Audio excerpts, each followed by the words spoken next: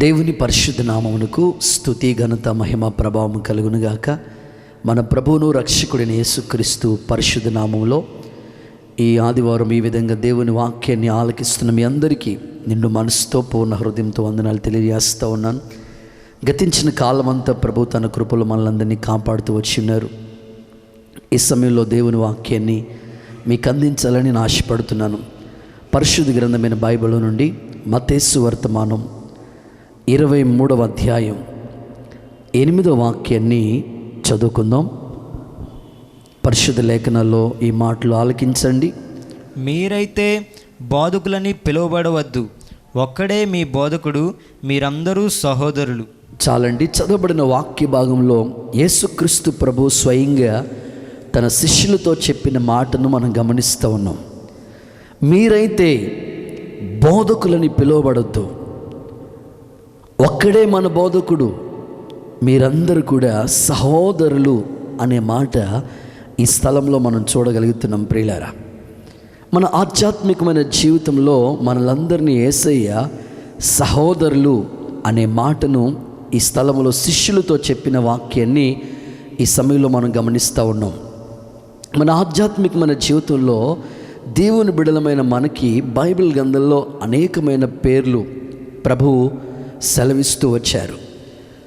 ఒక స్థలంలో మనం చూసినట్లయితే మనకి విశ్వాసులు అనే పేరు ఉంది. మీరు విశ్వాసులండి, ఏ చర్చ్కి వెళ్తుంటారు, ఏ చర్చ్ విశ్వాసులండి అని మనల్ని అనేకులు అడుగుతుంటారు. మనకి విశ్వాసులు అనే పేరు ఉంది. ఇంకా బైబిల్ గ్రంథాన్ని మనం చూస్తూ ఉంటుంటే పరిశుద్ధులు అనే పేరు కూడా బైబిల్ గ్రంథంలో మనకి పెట్టబడినట్లుగా ప్రస్తావన మనం చూస్తాం.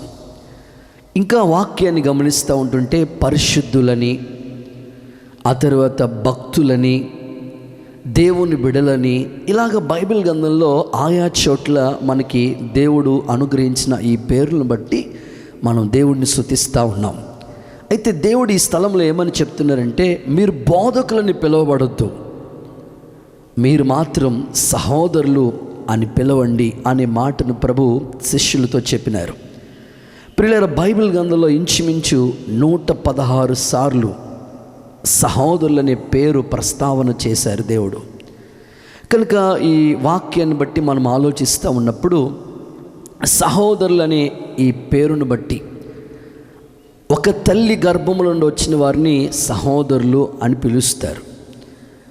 లోకంలో ఆయా చోట్ల నుంచి ఇక్కడికి వచ్చి కూర్చున్న సంఘంలో మనమందరం కూడా ఒక తండ్రి బిడలం, యేసయ్య రక్తం చేత కడగబడిన వాళ్ళం. దేవుని సముఖంలో మనందరినీ దేవుడు ఒక కుటుంబంగా, ఒక తండ్రి బిడలుగా మనలందరినీ చేసినారు. కనుక సంఘములో ఏమాత్రం కూడా ఎలాంటి విభేదాలు, కలహాలు లేకుండా అందరూ సహోదర భావంతో, సహోదరి భావంతో సాగిపోవాలని ప్రభువు పేరిట నేను మీకు అందరికీ ఈ వాక్యం వెలుగులో ఈ మాటలు తెలియజేస్తూ ఉన్నాను. దేవుని లేఖనాన్ని మనం గమనిస్తూ ఉన్నప్పుడు అనేక చోట్లకి మేము దేవుని వాక్యాన్ని ప్రకటించడానికి వెళుతూ ఉంటాం. ఓ చోటుకి దేవుని వాక్యాన్ని ప్రకటించడానికి మనం వెళితే దేవుని వాక్యానికి సమయం ఇచ్చే ముందు ఇంకా వాళ్ళు పాటలు పాడుతూనే ఉన్నారు. సరే, సమయం అవుతుందని మేము ఆ మీటింగ్ ప్లేస్ దగ్గరికి వెళ్తున్నప్పుడు కొంతమంది లేటుగా దేవుని వాక్యాన్ని వినడానికి వస్తూ ఉంటారు కదా, ఆలస్యంగా బైబిల్ పట్టుకుని కొంతమంది వస్తూ ఉన్నారు. వాళ్ళు మాట్లాడుకుంటున్న మాటలు మేము వింటున్నప్పుడు మా హృదయం అదోలా అనిపించింది. ఏంటి ఇట్లా మాట్లాడుకుంటున్నారని. వాళ్ళు వచ్చేది చర్చ్కే, ప్రార్థనా మందిరానికే, వాక్యం వినడానికే వచ్చారు. వాళ్ళు ఏమని మాట్లాడుకుంటున్నారంటే, మందిరానికి వస్తూ ఆ స్థలానికి దేవుని మాటలు వినడానికి వస్తూ ఏంది బాయా అని మాట్లాడుతున్నారు. వాళ్ళు బావా అని పిలుస్తున్నారు ఇంకొకరు, మాయా అని పిలుస్తున్నారు ఇంకొకరు.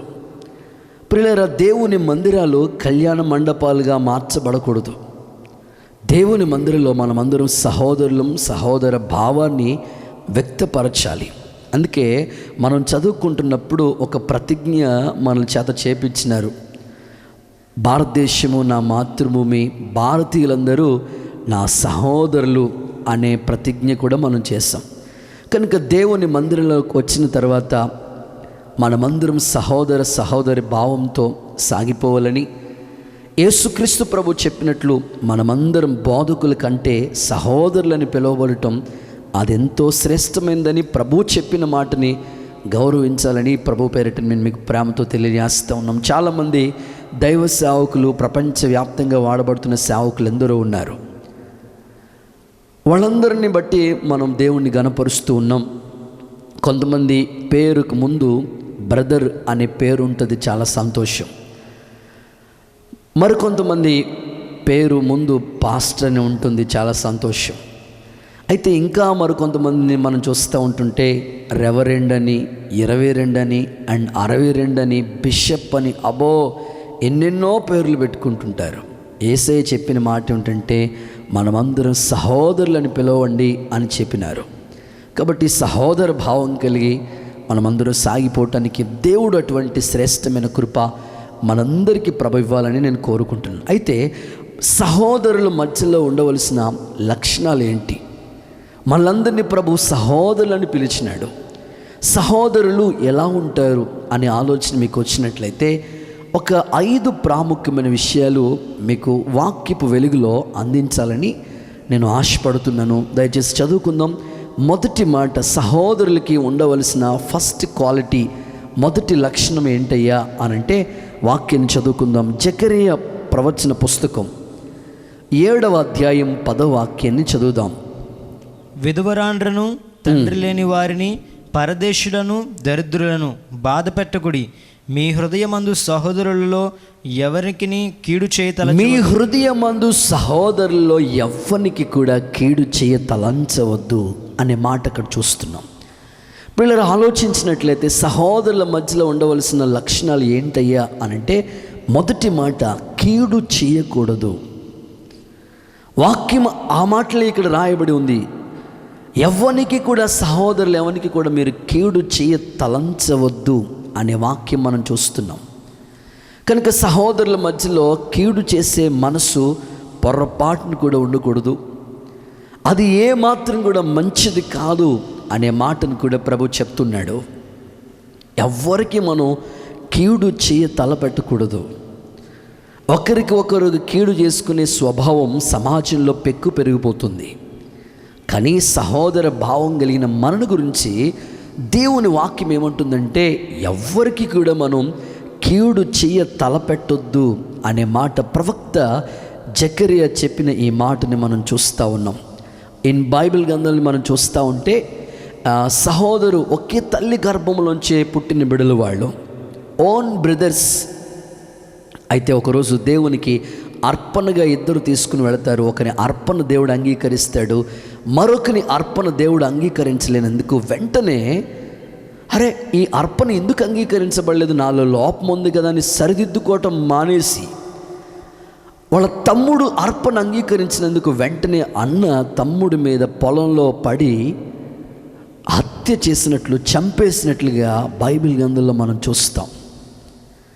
అతని పేరు కయీన్.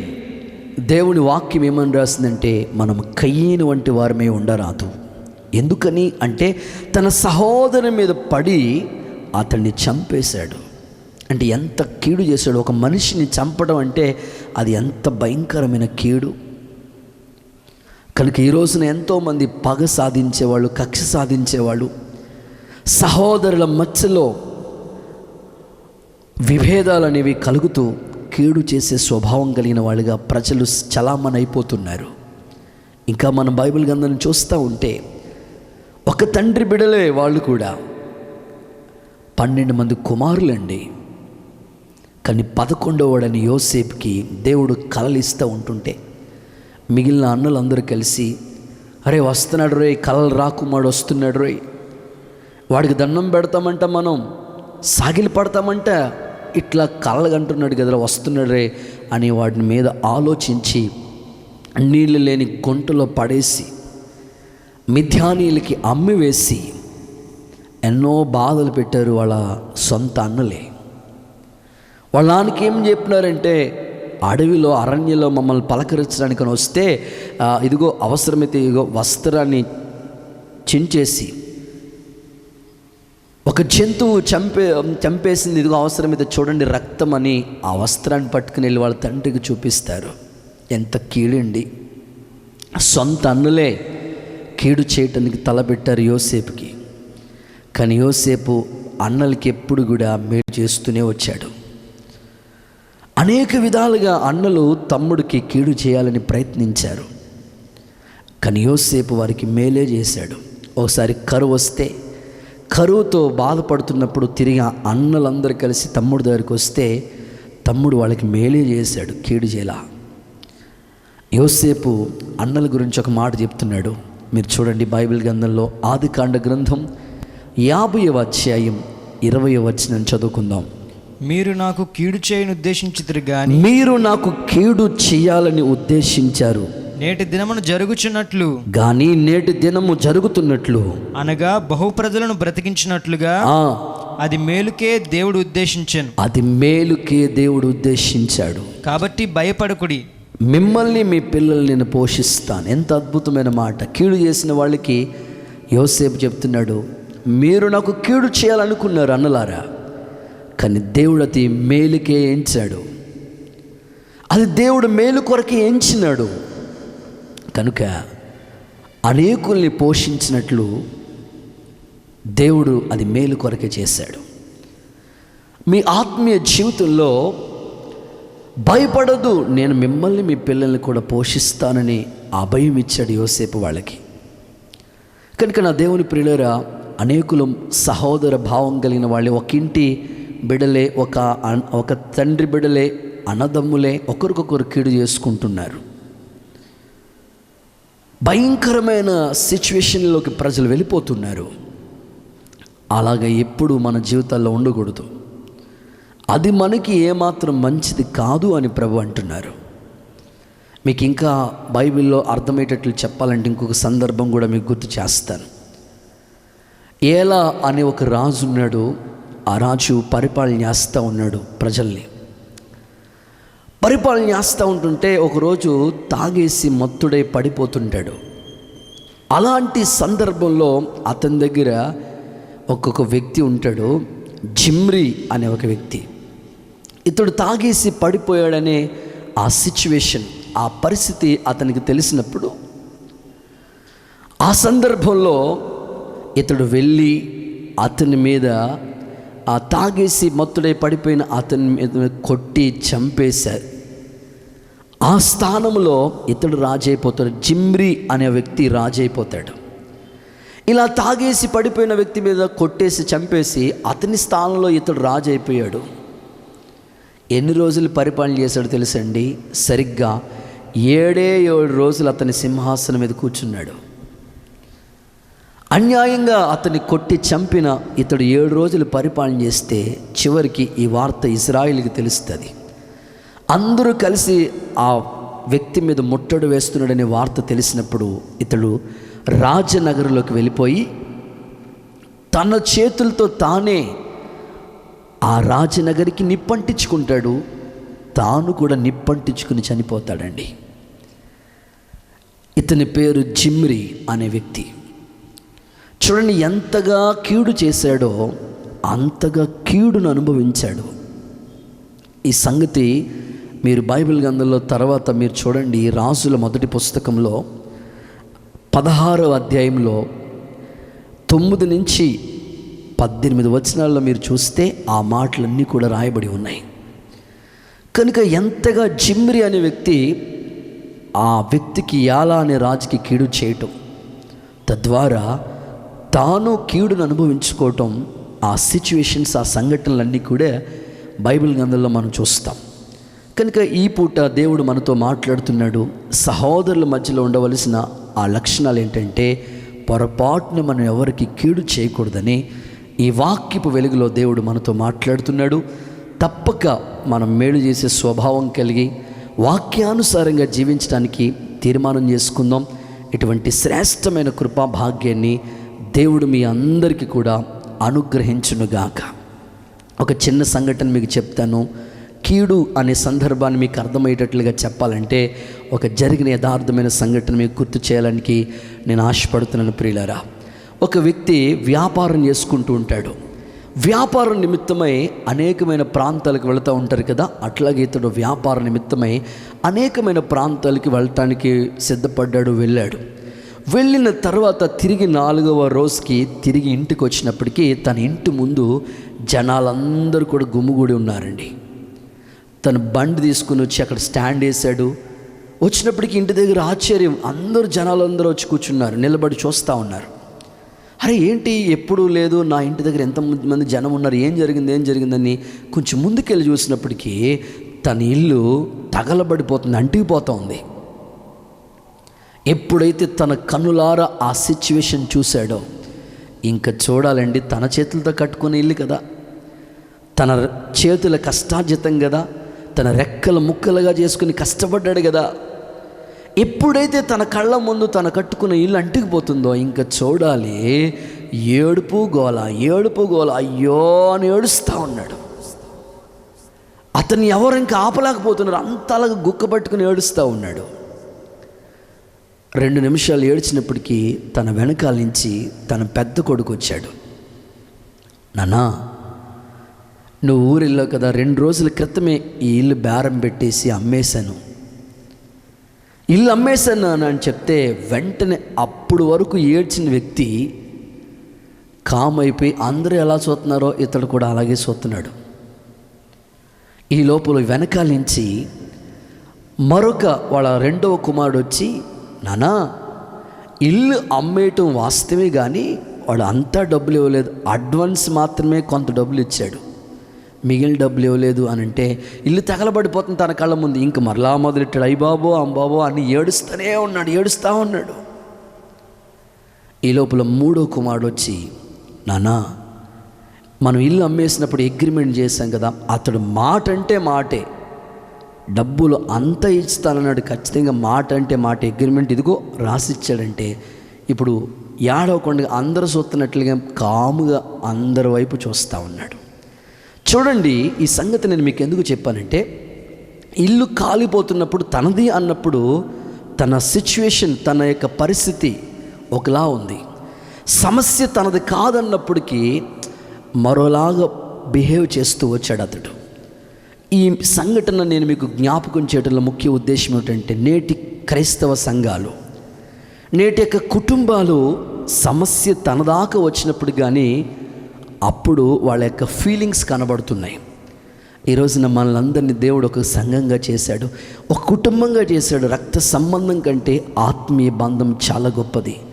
కనుక సమస్య ఎవరిదైనా, ఏ కష్టాల్లో ఎవరు ఏ ప్రాబ్లమ్స్తో బాధపడుతున్నా మన సహోదర భావంతో ఆ సమస్య మనదాకా తీసుకుని వాళ్ళకి మేలు చేయటానికి సిద్ధపడదాం. పొరపాటును కీడు చేయకుండా సహోదరుల మధ్యలో ఉండే ఈ లక్షణాన్ని మనమందరం కలిగి జీవిద్దాం. ఇటువంటి శ్రేష్టమైన కృపను దేవుడు ఈ వాక్యం వింటున్న మీ అందరికీ కూడా అనుగ్రహించునుగాక. ఆమేన్. 2వ సందర్భాన్ని చెప్తాను. సహోదరుల మధ్యలో ఉండవలసిన మరొక లక్షణం ఏమిటి, సహోదరులు అనేవాళ్ళు ఎలా ఉండాలి అని అంటే, బైబిల్ గ్రంథంలోంచి మరొక వాక్యాన్ని మీకు చదివిస్తాను. చూద్దాం. బైబిల్ లేఖనాల్లోంచి తెస్సలోనికీయులకు రాసిన మొదటి పత్రిక 4వ అధ్యాయం 6వ వాక్యాన్ని చదువుకుందాం. ఈ విషయమందెవడును అతిక్రమించి తన సహోదరునికి మోసము చేయకుండా వలెను. తన సహోదరుడికి మోసం చేయకుండా ఉండాలి. చాలు. 2వదిగా సహోదరుల మధ్యలో ఉండవలసిన మరొక లక్షణం ఏమిటంటే, బైబిల్ చెప్తుంది మోసము చేయకూడదు. సహోదరులు అనేవాళ్ళు ఎలా ఉండాలంటే, వాళ్ళలో మోసం చేసే మనసు పొరపాటును కూడా ఉండకూడదు. ఎందుకంటే ఒక తల్లి బిడ్డలమే మనమందరం, ఒక సంఘములో అంటుకట్టబడుతున్న బిడ్డలం. కాబట్టి ఈ రోజున క్రైస్తవ్యంలోనికి మోసం చేసే మనస్తత్వాలు చేస్తూ ఉన్నాయి. కానీ క్రైస్తవులట దేవుని బిడ్డలుగా మనం సహోదరులుగా పిలువబడుతున్నాం కాబట్టి పొరపాటున మనం మోసం చేయకూడదు. ఈరోజు మీరు చూడండి, సమాజ పరిస్థితులు మీరు గమనిస్తే, పాల్ ప్యాకెట్ మనం కొంటాం, పాల్ ప్యాకెట్ ఎంత మోసాలు జరుగుతుంటాయో. పాలు మనం కొంటాం, పాలు కొనేటప్పుడు ఎన్ని మోసాలు జరిగిపోతున్నాయో. ఏమండి, వస్తువులు ఎన్నో కొంటున్నాం, ఎలక్ట్రికల్ సామాన్లు మన గురించి మనకు తెలియదు. వాటి గురించి ఈ మాట్లాడే మైక్ కానివ్వండి, ఆ బాక్సులు కానివ్వండి, కొన్ని చోట్లకి మేము ఈ ఇన్స్ట్రుమెంట్స్ కొనడానికి, ఎలక్ట్రికల్ వస్తువులు కొనడానికి వెళుతూ ఉంటాం. వాళ్ళు చెప్తూ ఉంటారు, అన్న ఎన్నో మోసాలు జరుగుతుంటాయి అన్న అని చెప్తుంటూ వాళ్ళు ఏమంటారంటే, అది బాక్స్, ఆ బాక్స్ లాగే ఉంటుంది, పైన లేబుల్, ఆ సింబల్ JBL కానివ్వండి, అహూజా కానివ్వండి, స్టూడియో మాస్టర్ కానివ్వండి, పైన స్టిక్కర్ లాగే ఉంటుంది. కానీ లోపల స్పీకర్ మార్చేస్తూ ఉంటారు. ఎన్ని మోసాలు జరుగుతూ ఉంటాయో. కనుక అనేక స్థలాల్లో మోసాలు జరుగుతున్నాయి, అనేకులు మోసపోతున్నారు. కానీ క్రైస్తవ్యంలో సహోదర భావం కలిగిన వాళ్ళ మధ్యలో పొరపాటున మోసం చేయకూడదు అని దేవుని వాక్యం ద్వారా ప్రభు మనతో మాట్లాడుతున్నాడు. మనకి మోసం అంటేనే గుర్తొచ్చేయాలి యాకోబు అన్నయ్య కదా. జాకబ్ గారు ఎన్ని మోసాలు చేశాడు. చిక్కుడుకాయ కూర చూపించి వాళ్ళ అన్న దగ్గర నుంచి జాస్తత్వం కొట్టేశాడు కదండి. ఎంత మోసం చేశాడు, వాళ్ళ అన్నను మోసం చేశాడు, అండ్ వాళ్ళ మామీని మోసం చేశాడు మందుల విషయంలో. చివరికి ఏమయ్యాడు మనకు తెలుసు కదా. ఎంతగా మోసం చేశాడో అంతగా మోసపోయాడు. వాళ్ళ మామయ్య ఏం చేశాడు, పెళ్లి చేస్తానన్నాడు, తాను ఇష్టపడిన అమ్మాయిని పంపించలేదు, వేరే పెద్ద కుమార్తెని పంపిస్తాడు. ఎంత మోసపోయాడు. కనుక క్రైస్తవ జీవితంలో సహోదర భావం కలిగిన వాళ్ళు ఖచ్చితంగా మోసం చేయకూడదని ప్రభు మనతో మాట్లాడుతున్నాడు. బైబిల్లో ఒక వాక్యాన్ని మీకు చూపిస్తాను చూడండి. లేఖనాల్లోంచి సమాజ పరిస్థితులు ఎలా ఉన్నాయో వాక్యం చెప్తుంది. ఇర్మియా ప్రవచన గ్రంథం 9వ అధ్యాయం 4వ వచనాన్ని చూడండి ఒకసారి. మీలో ప్రతివాడును తన పొరుగువాని విషయమై జాగ్రత్తగా ఉండవలెను. జాగ్రత్తగా ఉండండి. సహోదరునైనను నమ్మకుడి, ఎట్టి సహోదరుని నమ్మొద్దు. నిజముగా ప్రతి సహోదరుడును తంత్రగొట్టియు తన సహోదరుని కొంపముంచును. తన సహోదరుని కొంపముంచుతున్నారట. ప్రతి పొరుగువాడును కొండములు చెప్పుటకై తిరుగులాడుచున్నాడు. చాలండి. ప్రతి పొరుగువాడు సహోదరుడు భావం కలిగిన వాళ్ళంటే సమాజం కొంపలు ముంచేవారుగా ఉన్నారు. మోసాలు జరిగిపోతున్నాయి. ఈ రోజున మీరు చూడండి, భర్త భార్యకి తెలియకుండా ఎన్ని మోసాలు చేస్తూ ఉంటాడు. భార్యలు కూడా భర్తకు తెలియకుండా ఎన్ని మోసాలు చేస్తూ ఉంటారు. కనుక వాక్యంలో ఏముందో తెలుసా, మోసపోకుడి, దేవుడు వెక్కిరించబడు, మనుష్యుడా నువ్వు ఏం విత్తుతావో దాన్ని కోస్తావు అన్నాడు దేవుడు. కనుక మనం ఎప్పుడు సహోదర భావం కలిగి మోసం చేయకుండా దేవుని ప్రేమను ఇతరులకు ప్రకటిద్దాం, సజీవ సాక్షులమై సాగిపోదాం. బైబిల్ గ్రంథంలో ఒక సందర్భం మీకు జ్ఞాపకం చేస్తాను. వాస్తవంగా చెప్పుకోవాలంటే బైబిల్లో ఆ చరిత్ర చదువుతున్నప్పుడు మనకి ఆశ్చర్యం కలిగిస్తుంది. ఆ వ్యక్తి పేరు అమ్నోను. తనకు ఒక ఫ్రెండ్ ఉన్నాడు, యెహోనాదాబు అనే ఒక ఫ్రెండ్ ఉన్నాడు. తనకు ఒక చెల్లుంది, తామారు అనే ఒక చెల్లుంది. ఈ అమ్నోను అనే వ్యక్తి రోజుకి చిక్కిపోతున్నాడు, వీక్ అయిపోతున్నాడు. తన ఫ్రెండ్ చూసి ఏంట్రా నాన్న రోజు ఎట్లాగైపోతున్నావు, ఏం జరిగింది సిచ్యువేషన్, వాట్ ద ప్రాబ్లం ఏంటని అడుగుతుంటాడు. వెంటనే తన ప్రాబ్లం చెప్తాడు. అవునా, ఒక్క ఐడియా జీవితాన్ని మార్చేస్తుంది, నువ్వు ఎందుకు నేను ఉన్నాను కదా అని పనికిమాలిన ఐడియా ఇస్తాడండి యెహోనాదాబు అనే వ్యక్తి ఈ అమ్నోనికి. ఆ ఐడియా తీసుకుని వెళతాడు. తన చెల్లులైన తామారు చేత నాకు ఆకలి వేస్తుంది, నాకు ఆహారం పట్టుకురా అని కబురు పెడతాడు. తన చేతులతో అప్పాలు చేసి పట్టుకొస్తుంది. ఎంతో భయంకరంగా నీచాతినీచంగా ఆలోచించి తన సొంత చెల్లెల్ని మోసం చేస్తాడండి. చివరికి ఎంత భయంకరంగా చచ్చిపోయాడు తెలుసండి. భయంకరంగా అబ్షాలోము అతన్ని చంపిన సందర్భాలు మనం చూస్తాం బైబిల్లో. కనుక అమ్నోనుకి ఎందుకు ఇలాంటి స్థితి వచ్చిందంటే తన సొంత చెల్లిని మోసం చేసిన స్థితి. కనుక నేటి వ్యక్తిగత భక్తి జీవితాల్లో ఎందరో అనేకుల్ని మోసం చేస్తున్నారు, మోసపోతున్నారు. కనుక మనము సహోదరులం కాబట్టి ఇతరుల్ని మోసం చేయకూడదు, మనం మోసపోకుండా జాగ్రత్త పడాలని బైబిల్ చెప్తుంది. ఒక సందర్భం మీకు చెప్తాను. మన చర్చ్కి విశ్వాసులు చాలా చోట్ల పాపం వాళ్ళ పనుల కోసం, ఉద్యోగాల కోసం అండ్ చేతి పనుల కోసం అనేక స్థలాలకు వెళుతూ ఉంటారు. ఈ మధ్యకాలంలోనే ఒక సాక్ష్యం ఒక తమ్ముడు చెప్తా ఉంటే విన్నాను. ఈ చిన్నగా ప్రైవేట్ ఉద్యోగాలు చేస్తూ ఉంటారు కదండి. అందులో ఈ వాషింగ్ మిషన్ సంబంధించిన ఒక చిన్న జాబ్ ఒకటి వస్తే పాప మా పిల్లోడికి ఉద్యోగం లేక ఎదురు చూస్తూ ఉన్నాడు. ఏదైనా ఒక ఉద్యోగం ఉంటే చాలు, పార్ట్ టైం ఉద్యోగం అని చేద్దాం, ఖాళీగా ఉండకూడదు కదా అని ఉద్యోగం కోసం వెతుకుతూ ఉన్నప్పుడు ఈ వాషింగ్ మిషన్కి సంబంధించిన దాంట్లో చిన్న జాబ్ కోసం ఎదురు చూస్తే వాళ్ళు అన్నారు 2 రోజులు ట్రైనింగ్ ఉంటుంది, ఆ ట్రైనింగ్ మీరు వస్తే దాంట్లో మీరు కొన్ని క్లాసెస్ చెప్తాం, అప్పుడు మిమ్మల్ని ఫీల్డ్ వర్క్ పంపిస్తామని. సరే అని 2 రోజులు ట్రైనింగ్ పీరియడ్కి వెళ్ళాడు. వెళితే అది వాషింగ్ మిషన్ సంబంధించింది మాట. దానికి సంబంధించిన టెక్నీషియన్ ఉంటాడు కదండి, ఆ టెక్నీషియన్ సంబంధించింది 2 రోజులు క్లాసులు జరుగుతున్నాయి, వాళ్ళకి ట్రైనింగ్ ఇచ్చారు. ఆ ట్రైనింగ్లో ఏం చెప్పారంటే, మీకు ఏమీ రాకపోయినా పర్లేదు, కస్టమర్ మనకు ఫోన్ చేస్తాడు, వాషింగ్ మిషన్ కంప్లైంట్ వచ్చింది, ఫోన్ చేస్తాడు మనకి. వెంటనే మనం ఏం చేయాలంటే, మిమ్మల్ని పంపిస్తాం ఎవరో ఒకరిని, మీరు వెళ్ళాలి.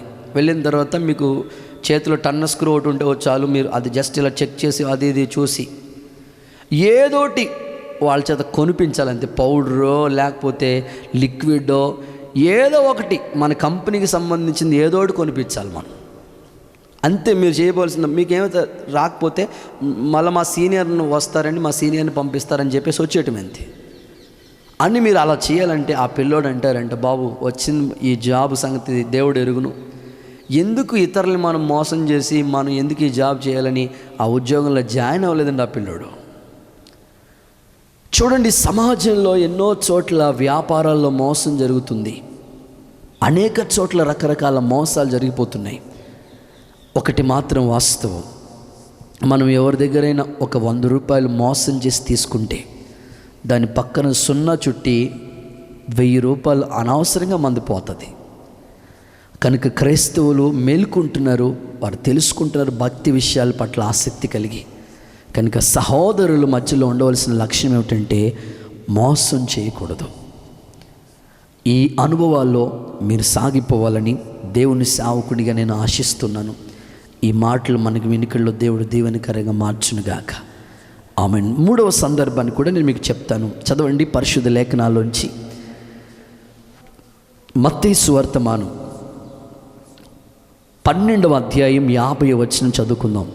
పరలోకమందున్న నా తండ్రి చిత్తము చొప్పున చేయువాడే నా సహోదరుడును నా సహోదరియును నా తల్లియు అనెను. చాలండి, యేసుక్రీస్తు ప్రభు చెప్తున్న మాట ఇది. 3వదిగా తండ్రి చిత్తం చేయాలి. పరలోకమందున్న తండ్రి చిత్తం చేసేవాడే నా సహోదరుడు అండ్ నా సహోదరి, నా తల్లి అని ప్రభు చెప్పాడు. కనుక మనం సహోదరులుగా ఉన్నాం కనుక మనలో ఉండవలసిన 3వ లక్షణం ప్రభు చెప్తున్నాడు, తండ్రి చిత్తమే మనం చేయాలి. పరలోకమందున ఆ తండ్రి చిత్తం చేసేవాడే ఆయన రాజ్యంలో ప్రవేశిస్తారని ప్రభు మాట్లాడారు. భూ సంబంధమైన మన ఇష్టాలు కాదు, మన ఆలోచనలు కాదు, సహోదరులు ఎలా ఉండాలంటే తండ్రి చిత్తం, దేవుని చిత్తాన్ని మనం ఖచ్చితంగా చేసేవాళ్ళుగా ఉండాలండి. చాలామంది అంటుంటారు స్వబుద్ధిని ఆధారం చేసుకుంటారు. ఇప్పుడు బాబేలు గోపురం కట్టాలని ఆకాశానికి పట్టే ఒక పెద్ద టవర్ కడదామని వాళ్ళు అనుకున్నారు. దేవుడు వాళ్ళ మధ్యలో తారుమారు అన్నాడు, అంతే.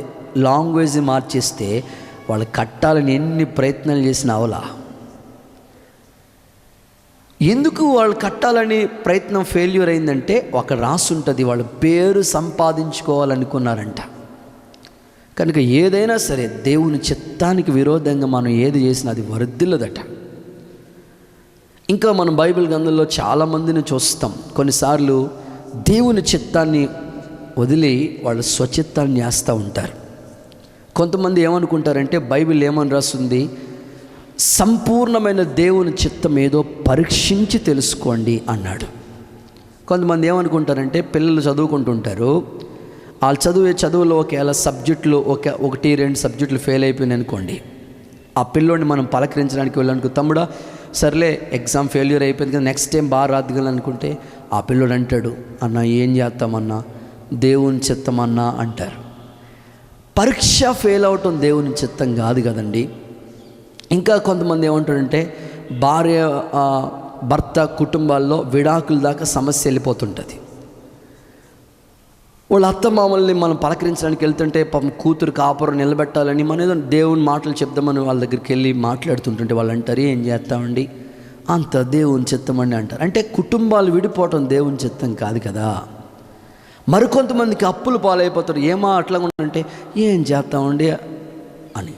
దేవుని చిత్తం అంటే అప్పులు పాలవటం, ఆ తర్వాత కుటుంబాలు విడిపోవటం, ఇవి దేవుని చిత్తం కాదు. అసలు దేవుని చిత్తం అంటే ఏంటో తెలుసా? బైబిల్ గ్రంథంలో మీరు చూడండి, తెస్సలోనికలు రాసిన మొదటి పత్రిక 5వ అధ్యాయం 16వ వాక్యం చూడండి ఒకసారి. ప్రతి విషయమునందును కృతజ్ఞతాస్తుతులు చెల్లించుడి, ఇలాగు చేట యేసుక్రీస్తునందు మీ విషయం, ఇలాగు చేయుట యేసుక్రీస్తునందు మీ విషయమై దేవుని చిత్తం. దేవుని చిత్తం. అసలు దేవుని చిత్తం అంటే ఏంటో బైబిల్ చెప్తుంది. కృతజ్ఞతాస్తుతి దేవునికి చెల్లించాలి. అసలు దేవుని మందిరంలో మనం అడుగుపెట్టేటప్పుడు ఎట్లా ఉండాలో తెలుసండి? బైబిల్లో ఇలా రాస్తుంది, ఆయనే మనల్ని పుట్టించెను, ఆయన ప్రజలు మనమని కృతజ్ఞతాస్తుతులు చెల్లిస్తూ ఆ గేట్లో అడుగు పెట్టాలని మందిరంలో. అలాగూ చేస్తే అది దేవుని చిత్తం అంటున్నారు ప్రభు. నిజంగా ఈ లాక్డౌన్లో ఈ 11 నెలలు, ఈ సంవత్సరం దేవుడు నిజంగా మనల్ని కాపాడినందుకు, బ్రతికించినందుకు ఎంతగా ప్రభువుకి మనం కృతజ్ఞత కలిగి ఉండాలి. మనకంటే గొప్పోళ్ళండి. రోజుకి ఎన్నో భయంకరమైన మరణాలు సంఖ్య పెరిగిపోతుంది. ఇంకా ఈరోజు వరకు మనం బ్రతికున్నామంటే, కాపాడబడుతున్నామంటే, నడిపించబడుతున్నామంటే అది దేవుని కృపే కదా అని ప్రతిరోజు మనం దేవునికి కృతజ్ఞతా హృదయంతో ప్రభా అని దేవుణ్ణి మనం స్తుతిస్తూ కృతజ్ఞతలై మనం సాగిపోవాలి. అది దేవుని చిత్తం. దావీదు జీవితంలో ఈ అనుభవాలు మనం చూస్తాం. దావీదు దేవునికి అన్ని విషయంలో కృతజ్ఞుడై ఉన్నాడు. ఏమంటాడు? నా ప్రాణమయ యెహోవాను సన్నుతించి అంటాడు. ఆయన చేసిన ఉపకారాలు దేన్ని మర్చిపోవద్దు అంటాడు. ఇంతగా హెచ్చించడానికి నేను ఏ పాటి వాడినయ్యా అంటాడు. సరే, మరి దావీదు దేవునికైనా కృతజ్ఞుడు అంటే మనుషులకు కూడా కృతజ్ఞత చెల్లిస్తూ ఉన్నాడు. అతడు కృతజ్ఞత కలిగే ఉన్నాడు దావీదు. ఫర్ ఎగ్జాంపుల్ మీకు చెప్తాను, బైబిల్లో ఈ స్టోరీ మీకు బాగా తెలుసు. దావీదుని సౌలు ఎక్కడ కనబడితే అక్కడ చంపేద్దామని ప్రయత్నించాడు, ఈటీసిరేతో ఉంటాడు. కానీ యోనాతానికి ఆ విషయం తెలిస్తే ముందుగానే క్లూ ఇచ్చి మా నాన్న మాస్టర్ ప్లాన్ వేశాడు, నువ్వు జాగ్రత్త పడని దావీదుతో యోనాతాన్ అనే స్నేహితుడు చెప్తా ఉంటుంటే అట్లాగే జాగ్రత్త పడుతూ ఉండేవాడు దావీదు. ఒకసారి యుద్ధంలో యోనాతాన్ చనిపోతాడు. ఇంక చూడాలి దావీదుకి ఎంతగా ఒకరోజు ఉపవాసం ఉండి ఏడ్చాడండి. ఇప్పుడు తన భావన ఏంటంటే, అరే యోనాతాను నాకు ఎంతగా ఉపకారం చేశాడు, నేను దావీదుగా నేను యోనాతాను కుటుంబానికి ఏదో ఉపకారం చేయలేకపోతున్నానని బాధపడిపోతున్నాడు. ఆ సందర్భాల్లో ఏదో విధంగా నేను యోనాతాను కుటుంబానికి ఉపకారం చేయాలి, కృతజ్ఞత కలిగి ఉండాలనుకుంటాడు. ఏం చేస్తారంటే కౌరు పెడతాడు. కౌరు పెడితే మొత్తం మీద ఉన్నాడయ్యా యోనాతాను కుమారుడైన మెఫీబోషెత్ ఒకడున్నాడు, కానీ అతడు కుంటోడయ్యా అని. సరే, ఎలాంటోడైనా మీరు తీసుకురండి అంటాడు.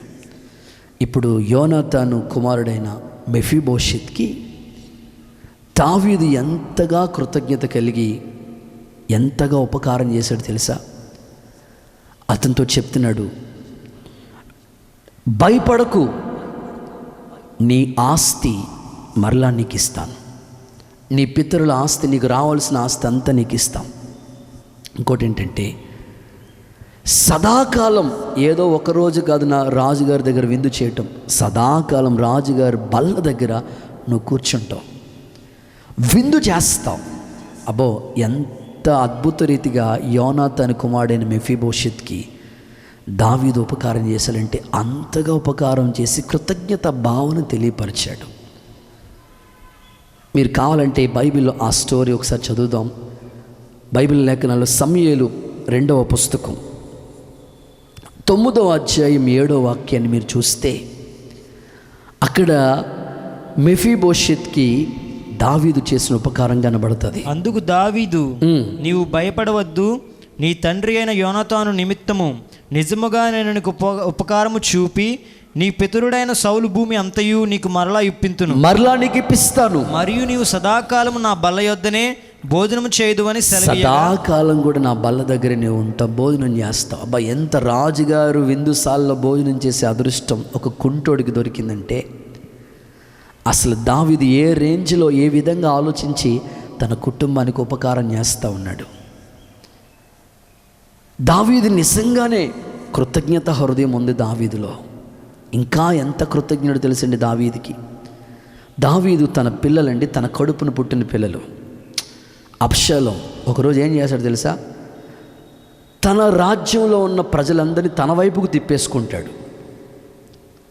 ఇలాంటి సిచ్యువేషన్ దావీదుకు తట్టుకోలేక ఏం చేశాడంటే మహానయం అనే ఒక అరణ్యానికి వెళ్ళిపోతాడు, కాళ్ళకి చెప్పులు కూడా లేకుండా. ఇప్పుడు నేను అడుగుతున్నాను మిమ్మల్ని, ఒకసారి మీరు ఆలోచించండి. మీరందరూ బైబిల్ చదివే వాళ్ళు కనుక, రాజు కాళ్ళకి చెప్పులు కూడా లేకుండా అరణ్యానికి వెళ్ళిపోతే రాజు దగ్గర ఎంతోమంది ఉంటారు కదా, సైనికులు ఉంటారు. రాజు దగ్గర మేలు పొందుకున్న వాళ్ళు ఎందరో ఉంటారు. అరే, రాజుగారికి కష్టం వచ్చింది, రాజుగారు బాధలో ఉన్నారు, ఏదో విధంగా మనం ఆ స్థలంలోంచి ఆయన తీసుకొచ్చి మళ్ళీ సింహాసనం మీద కూర్చోబెడదామని ఒక్కరికి కూడా ఆలోచన రాలేదండి. కానీ 85 సంవత్సరాల ముసలోడు బర్జిల్లై అనే వ్యక్తికి దావీదు మీద కనికరం, ప్రేమ కలిగి అద్భుత రీతిగా వెళతాడు. ఒక బండి కట్టించుకుని ఆ బండి మీద ఎన్నో అద్భుతమైన ఐటమ్స్ తీసుకుని అరణ్యంలో ఉన్న దావీదు దగ్గరికి వెళ్తాడు. ఈ బర్జిల్లై అయిన వ్యక్తి వెళ్ళి అన్నీ ఇస్తాడు. ఇచ్చిన తర్వాత అది గుర్తుండిపోయింది దావీదుకి. అరే, నేను బాధలో ఉన్నప్పుడు ఒక 85 సంవత్సరాల ముసలోడు నాకు ఇంత హెల్ప్ చేశాడు కనుక నేను ఎలాగైనా అతనికి కృతజ్ఞుడే ఉండాలని ఏం చేశాడు తెలుసండి? ఇప్పుడు అద్భుత రీతిగా బర్జిల్లై కౌరు పెడతాడు. నువ్వు నాతో కూడా యెరూషలేముకి రావాలి, నాతో కూడా నువ్వు నది దాటాలి, నేను నిన్ను పోషిస్తాను, నా యొద్ద నిలిపి నిన్ను పోషిస్తాను. ఇప్పుడు బర్జిల్లై ఏమంటున్నాడు తెలుసండి? నాకు సుఖానికి దుఃఖానికి తేడా తెలియట్లేదు, నేను బాగా వృద్ధాప్యంలోకి వచ్చేసాను, నేను ఇప్పుడు నది దాటలేదు. లేదు లేదయ్యా, నువ్వు నది దాటాలి, నువ్వు కోరుకున్నదంతా నీకు చేస్తాను అంటే తనకు ఆపద వచ్చినప్పుడు ఇతను ఆదుకోవటం అది గుర్తుపెట్టుకుని దావీదు బర్జిల్లైకి ఎంతగా ఉపకారం చేసి కృతజ్ఞత భావాన్ని చాటించాడు.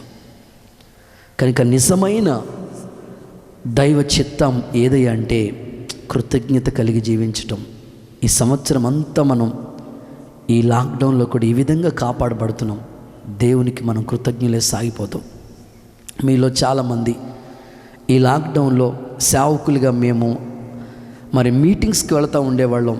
మరి లాక్డౌన్లో ఎక్కడికి వెళ్ళే ఛాన్స్ లేదు, ఇక్కడే ఉండి ఈ ప్రార్థన మందిరంలో ఉండి ప్రేయర్ చేసుకుంటున్న లాక్డౌన్లో ఎంతోమంది మీలో చాలామంది దేవుని పరిచర్ని ప్రేమిస్తూ సేవకులుగా ఈ పరిచర్ని మీరు ఎంతగానో ప్రోత్సహిస్తూ అన్ని విధాలుగా కృతజ్ఞత భావాన్ని చూపుతూ ఉన్నారు. నిజంగా మీరు చేసిన దానికి నా దేవుడు గొప్ప ప్రతిఫలం ఇస్తాడు. దేవుడు ఉపకారానికి మహోపకారం చేసేవాడు. నిజమైన సహోదరుల మధ్యలో ఉండవలసిన ఈ దైవ చిత్తమనే కృతజ్ఞత హృదయం మనమందరం కలిగి ఉండాలని సేవకునిగా నేను ఎంతో ఆశించి ఈ మాటలు తెలియజేస్తున్నాను. జరిగిన ఒక యథార్థమైన సంఘటన మీకు చెప్తే ఇంకా మీకు బాగా అర్థమవుతుంది. అదేమిటంటే, ఒక రైతు ఉన్నాడండి. ఆ రైతు పొలంలో పని చేసుకుంటూ ఉన్నాడు. ఒక పిల్లోడు అట్లా ఆడుకుంటూ వచ్చి నూతులో పడిపోయాడు, బావిలో పడిపోయాడు.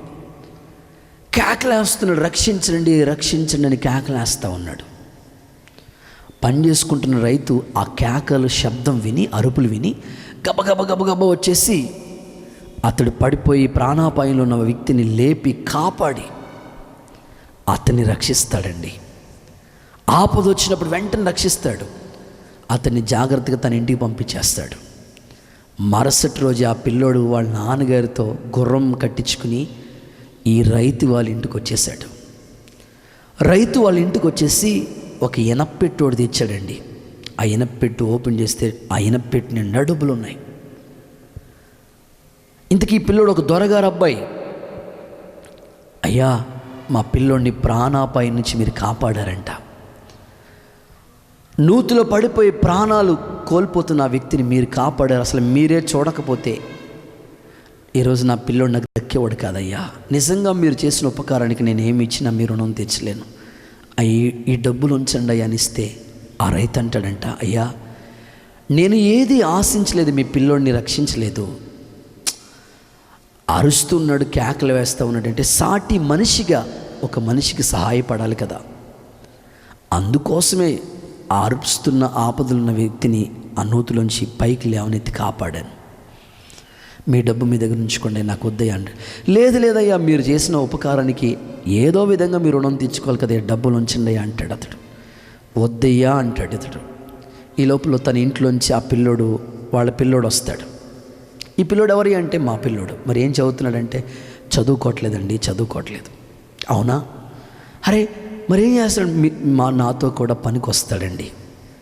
అయ్యో, మీ పిల్లల్ని చదివించాలండి, పనికి తీసుకెళ్ళకూడదు. మీరు ఒక మాట చెప్తున్నాను, మా పిల్లోడితో కలిసి మీ పిల్లోడిని కూడా నేనే చదివిస్తానండి. ఈ విషయంలో మీరు ఏ విధంగా సరే నా మాట అంగీకరించనంటే సరే అంటాడు. ఈ రైతు వాళ్ళ పిల్లోడిని తీసుకుని ఈ దొరగారు తన పిల్లోడితో కలిసి చదివిస్తాడండి. మంచి చదువులు చదువుకుంటాడు.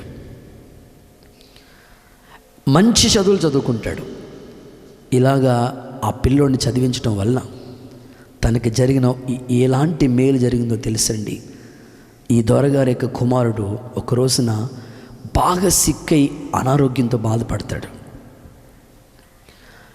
మెడిసిన్ కొరకు ప్రయత్నాలు చేస్తూ ఉన్నప్పుడు తాను చదివించిన ఆ వ్యక్తి ఒక మంచి మందు కనుగొంటాడు. పెన్సిలిన్ అనే ఒక మందు కనుగొంటాడు. ఆ వ్యక్తి ఎవరో కాదండి, అలెగ్జాండర్ ఫ్లెమింగ్. మరి రోగంతో బాధపడి తిరిగి బ్రతికిన వ్యక్తి ఎవరంటే బ్రిటిష్ ప్రైమ్ మినిస్టర్ విన్సన్ అనే వ్యక్తి. చూసారండి, ఈ దొరగారు తన పిల్లోని రైతు ఆ పిల్లోడిని చదివించడం వలన తన కుమారుడికి ఆపద వచ్చినప్పుడు ఆ కుమారుడు మందు కనుగొన్నాడు. నేను ఒకే మాట చెప్తాను మీతో, మీరు చేసిన ఉపకారానికి దేవుడు అంటాడు కదా, నా నామం పేరట గిన్నెడు చల్లీలు ఇస్తే దాని ఫలాన్ని పోగొట్టుకోరు. మీరు ఎంతగా దేవునికి కృతజ్ఞులై ఉంటున్నారో అంతకన్నా ఎక్కువగా మీరు దేవుని ద్వారా ఉపకారాన్ని పొందుకుంటారు. సహోదరులు అనే వాళ్ళ మధ్యలో ఇది కృతజ్ఞతా హృదయం అనేది దేవుని చిత్తం చేయటంలో ఎంతో ఉత్తమమైనది. అలాగా మీరందరూ కూడా కృతజ్ఞులే సాగిపోండి. ప్రభు ఇట్టి కృప మీకు అనుగ్రహించునుగాక. ఇక 4వ సందర్భాన్ని మీకు చెప్తాను. బైబిల్ గ్రంథంలోంచి కీర్తనల గ్రంథం 133వ అధ్యాయం మొదటి వాక్యం చదువుకుందాం. సహోదరులు ఐక్యత కలిగి నివసించుట ఎంత మేలు, ఎంత మనోహరము.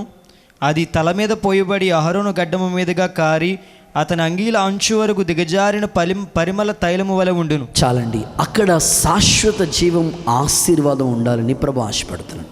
4వది, సహోదరుల మధ్యలో ఉండవలసిన మరొక అనుభవం ఏమిటంటే ప్రభు అంటారు ఐక్యత కలిగి ఉండాలి. సహోదరుల ఐక్యత కలిగి ఉండి ఎంత మేలు, ఎంత మనోహరం అంటుంది వాక్యం. ఎంతో మేలండి. ఐక్యత ఉన్న చోట అద్భుతాలు జరుగుతాయండి. అసలు ఆశీర్వాదమే వచ్చి అక్కడ కూర్చుంటుందట. కానీ ఈరోజు నా మనుషుల్లో ఐక్యత పాడైపోతుంది. భేదాలు, విభేదాలు అనేవి చోటు చేసేసుకుంటున్నాయి. ఒక మాటలో చెప్పుకోవాలంటే ఐక్యత కాపాడుకోవటానికి ప్రయాసపడమన్నాడు పౌలు గారు. ఒక స్థలంలో పౌలు గారు ఇలా మాట్లాడతారు. కొరింథీ సంఘంలో ఎలా ఉందో తెలుసండి, గొడవలు ఉన్నాయి, కక్షలు ఉన్నాయి, విభేదాలు ఉన్నాయి. వాళ్ళతో ఏమంటాడంటే పౌలైన నేను నాటాను, అపోల్లో నీళ్లు పోసాడు. అసలు వృద్ధి చేసేది దేవుడే. నాటిన వాళ్ళలో లేదు, నీళ్లు పోసిన వ్యక్తులు ఏమీ లేదు. ఎందుకు మీరు ఇంకా శరీర సంబంధుల వలె ఇంకా మీలో కలహాలు, గొడవలు పెట్టుకుంటున్నారు అంటాడు. ఇంకో చోట బైబిల్ ఏమని రాస్తుందంటే అబ్రహాం లోతు తన్ను వద్దనుకుని విడిచి వెళ్ళిపోతుంటుంటే అబ్రహాం కావాలని ఐక్యత కోరుకుంటే ఏమంటాడంటే మన సహోదరులం కాబట్టి, మన బంధువులం కాబట్టి మనలో కలహాలు ఉండకూడదని ఐక్యతను కాపాడుకున్నారండి వాళ్ళు.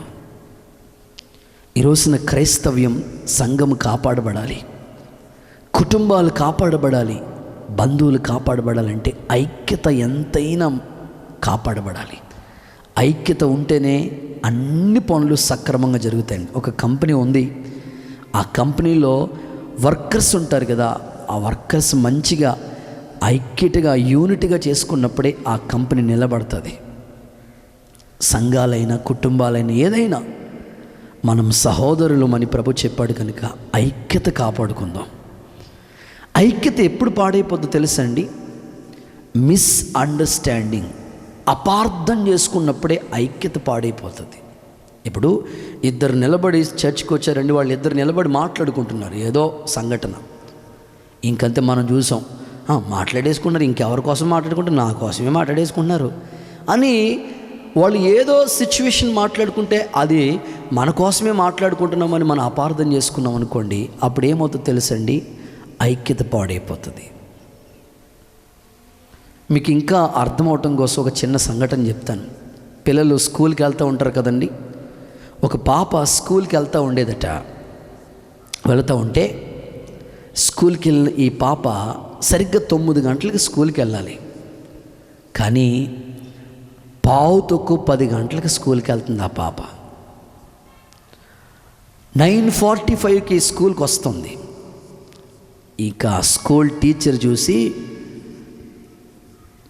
తిట్టి, అమ్మాయి 9 గంటలకు స్కూల్ అంటే ఏందమ్మాయి నువ్వు 9:10 గంటలకు వచ్చావు, ఇప్పుడు దాకా ఏం చేస్తున్నావు అని తిట్టింది. ఆ వారం అంతా 9:10 గంటలకి వచ్చింది ఆ పాప స్కూల్కి. వారం అయిపోయింది. 2వ వారం వచ్చినప్పటికీ ఆ పాప 9:11 గంటలకు వచ్చింది. 1 గంట ఇంకా ఆలస్యంగా వచ్చింది. టీచర్ చూసి ఇంకా తిట్టింది, ఏందమ్మా నువ్వు స్కూలు ఇలా వస్తే నీకు పాఠాలు రావు, అశ్రద్ధగా ఉంటావు, ఏందమ్మా అని. అయిపోయింది. 3వ వారం వచ్చినప్పటికీ ఆ పాప ఒకరోజు వస్తే స్కూల్కి, మరొక రోజు మానేసింది. రోజు అలా స్కూల్కి వస్తూ ఉంటుంటే ఇంకా స్కూల్కి ఇంకా కోపం వచ్చి టీచర్కి తిడుతుంది, ఏందమ్మా అని. 3 వారాలు అయిపోయినాయి. 4వ వారం వచ్చినప్పటికీ అసలు ఆ వారం అంతా స్కూల్కే రాలేదు. 5వ వారం వచ్చిందంటే నెక్స్ట్ మంత్ ఫస్ట్ వీక్ వచ్చినప్పటికీ 8:30కే, అంటే 9 గంటలకి స్కూల్ అయితే 8:30కే వచ్చి స్కూల్ దగ్గర నిలబడింది ఆ పాప. టీచర్ వచ్చింది 9 గంటలకి, స్కూల్ తాళాలు తీస్తూ ఉంది. అమ్మా ఎప్పుడు వచ్చాను అంటే 1/2 అవర్ ముందే వచ్చానండి అని. స్కూల్ టీచర్ తాళాలు ఓపెన్ చేసి లోపలికి వెళ్ళి చూసి కూర్చోబెట్టి, అమ్మాయి నువ్వెందుకమ్మా లేట్గా వస్తున్నావు, ఫస్ట్ వీక్ లేట్గా వచ్చి సెకండ్ వీక్ ఇట్లా అని అడిగింది. వెంటనే టీచర్, జరిగిన సంఘటన మీకు చెప్తాను. నాకు తల్లిదండ్రులు లేరు టీచర్, నేను మా అమ్మమ్మ దగ్గర పెరుగుతున్నాను. అయితే మా అమ్మమ్మ బాగా ఓల్డ్ ఏజ్, వృద్ధాప్యంలో ఉంది. మా అమ్మమ్మ నాకు వంట చేసి టిఫిన్ చేసి పెడుతూ ఉన్నప్పటికీ లేట్ అయిపోతుండేది. అందుకోసం నేను 9:10 గంటలకి వచ్చేదాన్ని అన్నది. సర్లే అని. సెకండ్ వీక్ మరి ఎందుకు నువ్వు ఇంకా లేట్గా వచ్చావనంటే, మొన్నటి వరకు మా అమ్మమ్మ వండి పెట్టేది, ఇప్పుడు నేను మా అమ్మమ్మకు వండి పెడుతున్నాను. వండిన తర్వాత ఆమె తిన్న కంచాన్ని మళ్ళీ కడిగి అవన్నీ చూసుకుని వచ్చినప్పటికి లేట్ అవుతుండేది అనని. ఇక 3వ వారం మరి ఎందుకు ఒకరోజు వస్తే మరొక రోజు అట్లా వచ్చేదాను అంటే, ఆ టీచర్తో ఈ పాప చెప్తుంది, మా అమ్మమ్మకి బాగా సీరియస్ అయితే హాస్పిటల్ అడ్మిట్ చేసాం. హాస్పిటల్లో ఒకరోజు నేను ఉంటే, ఒకరోజు మా ఫ్రెండ్ అట్లా ఉండేవారు, అందుకోసం నేను లేటుగా వచ్చాను, ఒకరోజు వచ్చానని. ఆ తర్వాత వారమే రాలేదమ్మా అని అంటే, ఏం లేదు టీచర్, మా అమ్మమ్మ చనిపోయింది, అందుకోసమే ఆ వారం అంతా బాధతో స్కూల్కి రాలేదు టీచర్. ఈ వారం ఎందుకు ఇంత ముందుకు వచ్చేసావంటే, ఇక ఏ పని లేదు కదా, వచ్చేసాను టీచర్. ఆ టీచర్ ఏడుస్తూ కళ్ళంలో నీళ్ళు పెట్టుకుని క్షమించండి అని ఆ పాపను అడుగుతుందంట. నేను తెలియక తిట్టాను, అపార్థం చేసుకున్నాను అనని. ఒకసారి మనం ఆలోచిద్దాం. ఈ రోజున ఐక్యత ఎందుకు పాడైపోతుందంటే, భార్య భర్తలు కావచ్చు, అన్నదమ్ములు కావచ్చు, సంఘ బిడ్డలు కావచ్చు, ఒకరికొకరు అపార్థం చేసుకుంటూ వల్ల, అర్థం చేసుకోవాల్సిన వాళ్ళు అపార్థం చేసుకోవటం వల్ల ఐక్యత పాడైపోతుంది. మిస్అండర్స్టాండింగ్ ఐక్యత చెడగొడుతుంది. ఈరోజు నువ్వు అపార్థం చేసుకోవద్దు, ఐక్యతని కాపాడుకో. సహోదరుల మధ్యలో ఐక్యత ఉండాలి. చివరి మాట, 5వ మాట చదివించి మీ కొరకు ప్రార్థించాలని మేము ఆశపడుతున్నాం. 5వది సహోదరుల మధ్యలో ఎలా ఉండాలి అంటే, తెస్సలోనికీయులకు రాసిన మొదటి పత్రిక 5వ అధ్యాయం 25వ వాక్యం. సహోదరులారా, మా కొరకు ప్రార్థన చేయుడి. చాలండి, అపోస్తలుడైన పౌలు అంటున్నాడు, సహోదరులారా మా కొరకు మీరు ప్రార్థన చేయండి. నిజం, సహోదరులు ఒక్కరి కోసం ఒకరు ప్రార్థన చేసుకునే వాళ్ళుగా ఉండాలి. ఈ రోజున సంఘానికి వచ్చే బిడ్డలు ఎవరంతటి వాళ్ళే వచ్చి మందిరంలో కూర్చుని ఆమేనంటే ఎవరికి వందనాలు కూడా చెప్పకుండా, అడ్రస్ లేకుండా మెడ్రస్ వెళ్ళిపోతున్న వారిగా ఉంటున్నారు. సహోదరులు ఎలా ఉండాలంటే, వెళ్ళేటప్పుడు మందిరానికి వచ్చి వెళ్ళేటప్పుడు కనీసం ఒక 10 మందికి లేదా 20 మందికి సాటి సహోదరులకి వందనాలు చెప్పి, మా కోసం మీరు ప్రార్థన చేయండి, మేము మీకోసం ప్రార్థన చేస్తాం అని మనం ఒక 10 మందిని ప్రార్థన చేసే వాళ్ళని మన కొరకు సంపాదించుకోవాలండి. పౌలు అంటున్నాడు, సహోదరులారా మా కొరకు మీరు ప్రార్థన చేయండి. నిజం, పౌలు సంఘ పరిచర్య అభివృద్ధి పదంలో నడిపించబడటానికి పరిశుద్ధుల కొరకు వాళ్ళెందరో ప్రార్థన చేసిన విశ్వాసులుగా ఉన్నారు. ప్రార్థన విజ్ఞాపనలు చేతపట్టుకుని వాళ్ళు ప్రార్థిస్తూనే వచ్చారు. కొన్నిసార్లు మేము వాక్యం చెప్పడానికి వెళుతూ ఉంటాం కొన్ని ప్రాంతాలకి. వెళుతున్నప్పుడు కొన్ని ప్రాంతాల్లో భయంకరమైన దెయ్యాలు పనిచేస్తూ ఉంటుంటే, కొన్ని ప్రాంతాల్లో అడుగు పెట్టడానికి అవకాశం ఉండదు. అప్పుడు వరకు బాగున్న వాక్యం చెప్పడానికి సిద్ధపడిన ఆ హెల్త్ ప్రాబ్లమ్స్ రావటం, ఏదో ఒక విధంగా సిక్ అయిపోవటం, ఇట్లాంటి ప్రాబ్లమ్స్ ఎదురవుతుంటాయి. సరిగ్గా వాక్యం చెప్పడం నిలబడుతున్నప్పటికీ వాయిస్ డిస్టర్బెన్స్ అవటం, అక్కడున్న ఎక్విప్మెంట్స్ మైక్ సిస్టమ్ సరిగ్గా పనిచేయకపోవటము, కరెంటు పోవటం, ఇట్లా ఏదో ఒక ఆటంకం ఎదురవుతుంటుంది. ఆటంకాలన్నీ తొలగిపోయి మంచిగా వాక్యం చెప్పి మరలా ఆ మీటింగ్ ఆశీర్వాదకరంగా జరిగి తిరిగి రావటానికి ఎంతోమంది మా కోసం చేతులెత్తి ప్రార్థన చేస్తూ ఉంటారు. బలహీనమైన సమయాల్లో కూడా దేవుడు బలపరిచిన వాడుకున్న సందర్భాలు మాకు గుర్తు. కనుక దేవుని సన్నిధిలో సేవకునిగా నేను మీతో మాట్లాడుతున్నాను. మన కొరకు ఒకరి కోసం ఒకరు మనం ప్రార్థన చేసుకుందాం.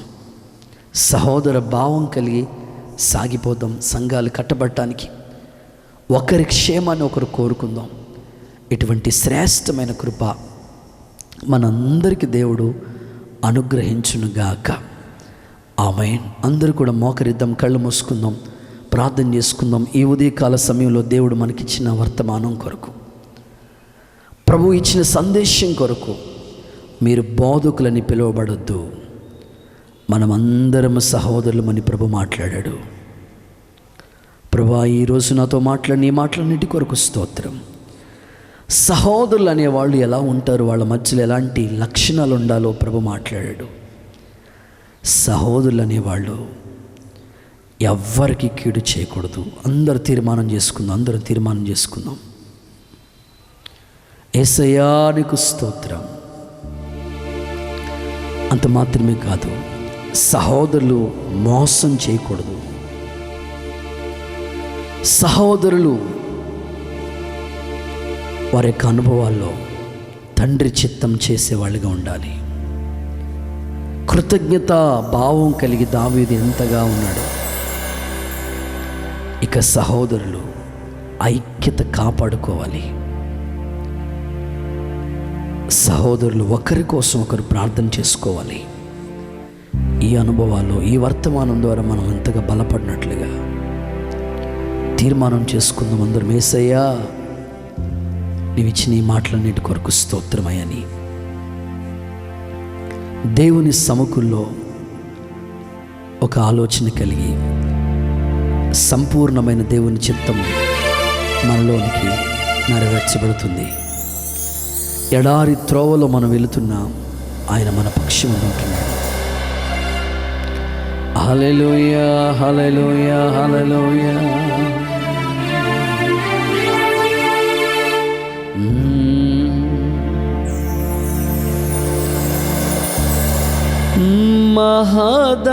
మహదానందమే నాలో పరవశమే, నిన్ను స్తుతించిన ప్రతి క్షణం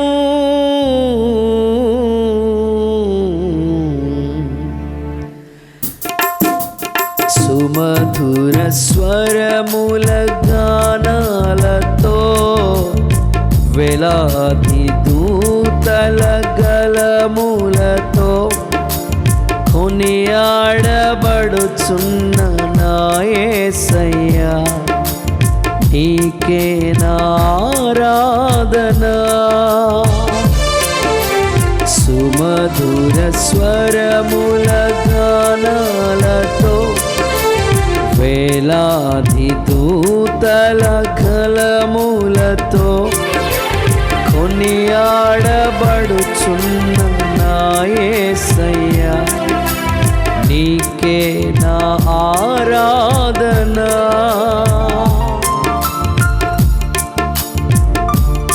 అందరూ చప్పట్లు కొడుతూ తీర్మానంతో సమర్పించుకోవాల్సిన సమయం ఇది.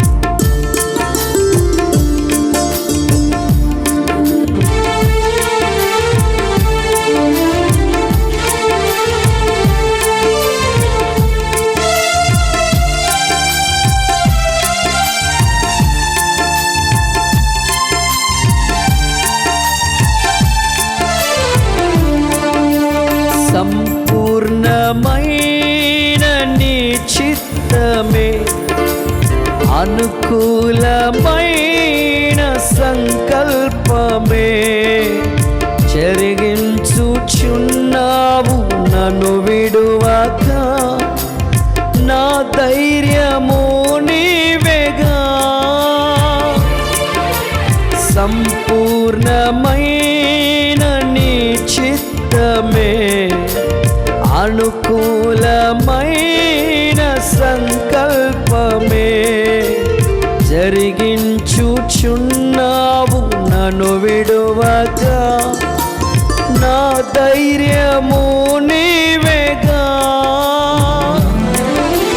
నీవే నీవే నా జయ గీతము, నీవే నీవే నా స్తుతి గీతము, నీవే నీవే నా జయ గీతము, నీవే నా స్తుతి గీతము. సుమధుర స్వరముల గానాలతో వేలాది దూతల కలములతో కొనియాడబడుచున్న నా యేసయ్యా, నీకే నా ఆరాధన.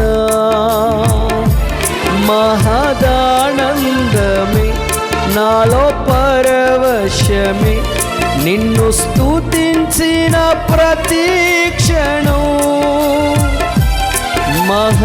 మహదానందమే నాలో పరవశమే, నిన్ను స్తుతించిన ప్రతి క్షణం. సుమధుర స్వరముల గానాలతో వేలాది దూతల గలములతో కొనియాడబడుచున్న నా యేసయ్యా, నీకే నా ఆరాధన.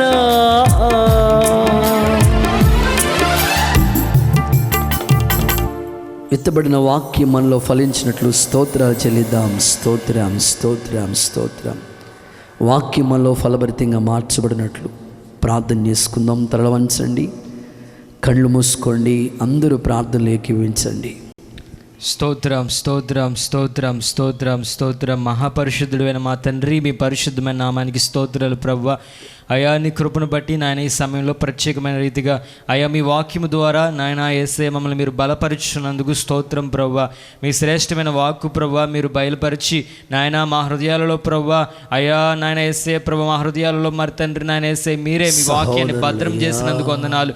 అయ్యా, మమ్మల్ని సరిచేసినందుకు స్తోత్రాలు, మా లోపములు సరిదిద్దినందుకు స్తోత్రం చెల్లిస్తున్నాం ప్రభువా. అయా యేసయ్య మీ వాక్యంతో సూటిగా మాట్లాడి ఉన్నారు నాయన. అయా, సహోదరుల గురించి నాయన ప్రభు మీరు సెలవిచ్చిన మాటల కొరకే స్తోత్రం అయ్యా. మేమందరం సహోదరులం ఏ రీతిగా ఉండాలో సెలవిచ్చున్నారు అయ్యా. నీకు స్తోత్రం అయ్యా. ఎట్టి పరిస్థితుల్లో ప్రభువా సహోదరులు కీడు చేయకూడదని మీరు సెలవిచ్చారు ప్రభువా. అయ్యా నా తండ్రి నీకు వందనాలు, స్తోత్రాలు నాయన. అయ్యా ప్రభువా, యోసేపుకి అన్నదమ్ములు కీడు చేసిన ప్రభువా అయ్యా యేసయ్య యేసేపు ఎంత మాత్రం తిరిగి కీడు చేయలేదు. మా ఆత్మీయ జీవితంలో ప్రభువా మేము ఎవరికి కూడా కీడు చేసేవారిగా ఉండక అయ్యా మా హృదయ ఆలోచనలు కీడును నాయన ప్రభువా తలంచకుండా అయ్యా యేసయ్య ప్రభువా మేలు చేసేవారిగా మా ఆత్మీయ జీవితం మీరు మార్చమని ప్రార్థిస్తున్నాం అయ్యా. మమ్మల్ని ప్రభువా నా తండ్రి నీవే నీ ఆజ్ఞల మార్గంలో నడిపించమని వేడుకుంటున్నాం ప్రభువా. ఏమాత్రం చెడుతనం కొండెములు చెప్పకుండా కయ్యను వంటి వారిగా మేము వండకుండా అయ్యా వాక్యాన్ని నన్ను అనుసరించి జీవించడానికి సహాయం చేయండి. నా దేవా, సహోదరులు మరి తండ్రి మోసపుచ్చుకోకూడదని సెలవిచ్చున్నారు నాయన తండ్రి. ఎక్కడ చూసిన ప్రభు భయంకరమైన మోసాలు కొనసాగుతున్నాయి అయా. క్రైస్తవుల్లో కూడా ప్రభు ఈ విధమైన మోసాలకు ప్రభు తన అనేక మంది బిడ్డలు అలవాటైపోతున్నారు నాయన. అయా, మోసపూరితమైన జీవితాలు, ఎవరిని ఇతరులని ప్రభు సహోదరుని మోసపుచ్చే ఏ విధమైన కార్యాలు మాలో ఉండకుండా మమ్మల్ని ప్రభు అయా మీ మా వాక్యానుసారంగా నడిపించమని ప్రార్థిస్తున్నాం నాయన. నీకే స్తోత్రం ప్రభు. అయా, మీ చిత్తాన్ని నెరవేర్చేవారు మీ సహోదరులను సెలవిచ్చారు అయా. మీ చిత్తం ఏమైనదో అది ప్రభు మేము తండ్రి కనిపెట్టి గ్రహించి అయా తెలుసుకుని ప్రభు అనుసరించడానికి మీ చిత్తాన్ని నెరవేర్చడానికి సహాయం చేయండి. మీ సహోదరులుగా ప్రభు మీరు ఏర్పరిచిన సహోదరులుగా మేము ఉండడానికి సహాయం చేయండి ప్రభు. మీకు స్తోత్రం నాయన. ప్రతి విషయంలో కృతజ్ఞతాస్తుతులు చెల్లిస్తూ మీ చిత్తాన్ని నెరవేర్చేవారుగా మా ఆత్మీయ జీవితాలను మార్చమని ప్రార్థిస్తున్నాం అయ్యా. అయ్యా, ఐక్యత కలిగి జీవించి నాయన ప్రభు ఆశీర్వాదం, శాశ్వత జీవం అయా మేము కలిగి ఉండి అయా ప్రభా సహోదరులుగా మేము మారుటకు సహాయం చేయండి అయా. ఐక్యత కలిగి నివసించుటలో ఉన్న ఆ గొప్ప ఆశీర్వాదాలు మేము చూచుటకు సహాయం చేయండి ప్రభువా. మీకే స్తోత్రం చెల్లిస్తున్నాం నాయన. అయా ప్రభా, సహోదరులు ప్రార్థన చేయాలని మీరు సెలవిచ్చారు అయా తండ్రి నాయన ప్రభు. ఈ యొక్క అంచె దినాల్లో, భయంకరమైన అపాయకరమైన దినాల్లో అయా తండ్రి ప్రతి సమయమందు సమయమందు ప్రభు మెలకువ కలిగి పట్టుదల కలిగి ప్రార్థన చేయడానికి సహాయం చేయండి. సేవకుల నిమిత్తమై అయా ఇంకా ఎన్నో అంశాల నిమిత్తమై, దేశం నిమిత్తమై, సంఘము నిమిత్తమై ప్రార్థించే భారం మాలో పెట్టమని ప్రార్థిస్తున్నాం అయా. సహోదరులో ఉండాల్సిన అయా ప్రభా ఈ యొక్క 5 ముఖ్యమైన అయా తండ్రి లక్షణాలు మీరు మాలో కలగజేయండి నాయన ప్రభా. మీ వాక్యాన్ని ఈ యొక్క 5 విషయాలను కూడా ప్రభా మేము నా తండ్రి గైకొని అనుసరించి నడుచుకున్నటకు అయా ఫలించుటకు సహాయం చేయండి. మీ సేవకులు ఇంకా బలపరిచి బలమైన అభిషేకంతో వాడుకోండి నాయన ప్రభు. ఈ వాక్యాన్ని ఎక్కడైతే ఏ బిడ్డలైతే ఎక్కడైతే మరి తండ్రి ఏ స్థలాల్లో ఉండి వింటున్నా కానీ వారిలో ప్రభు ఈ వాక్యం విత్తబడి నాయన నూరంతులుగా ఫలభరితంగా మార్చబడుటకు సహాయం చేయండి. మీ నామానికి మహిమ తెచ్చుకోమని యేసయ్య పరిశుద్ధ నామములో ప్రార్థించి వేడుకుంటున్నాం తండ్రి. ఆమేన్, ఆమేన్. మన ప్రభువైన యేసుక్రీస్తు కృప, తండ్రి అయిన దేవుని ప్రేమ, పరిశుద్ధాత్ముని అన్యోన్య సహవాసం సదాకాలం మనందరికీ తోడై కాపాడి నడిపించునుగాక. ఆమేన్, ఆమేన్, ఆమేన్. Praise the lord.